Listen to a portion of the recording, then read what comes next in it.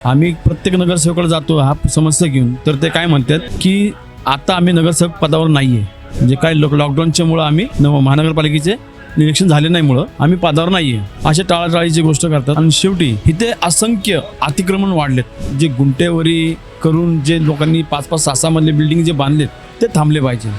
सगळ्यात पहिला प्रश्न, इथले जे नगरसेवक आहेत ह्यांनी काय काम केलं, काय नाही काम केलं यांच्या कार्यकर्त्यामध्ये, हा जिथे जी परिस्थिती होती त्याच्यापेक्षा भयानक झाली. नमस्कार, मी मोईन पटेल. आपण पाहतात पुणे लोक. सध्या मी कोंढवा भागामध्ये आहे. महानगरपालिकेच्या निवडणुका जाहीर झालेल्या आहेत.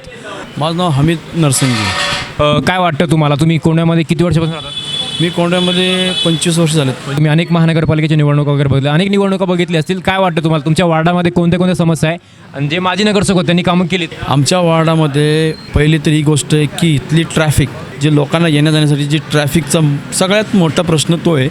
आणि वाढती जी कचराची जी आहे, केर कचरा झाला, ड्रेनेज लाईन झाली, हे तर झालेच नाही अजून.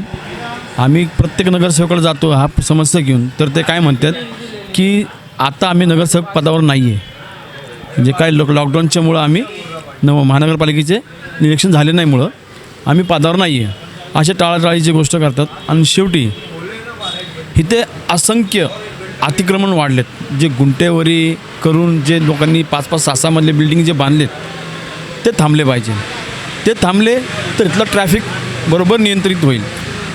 सगळ्यात पहिला प्रश्न, इथले जे नगरसेवक आहेत ह्यांनी काय काम केलं, काय नाही काम केलं यांच्या कार्यकर्त्यामध्ये, हा जिथे जी परिस्थिती होती त्याच्यापेक्षा भयानक झाली.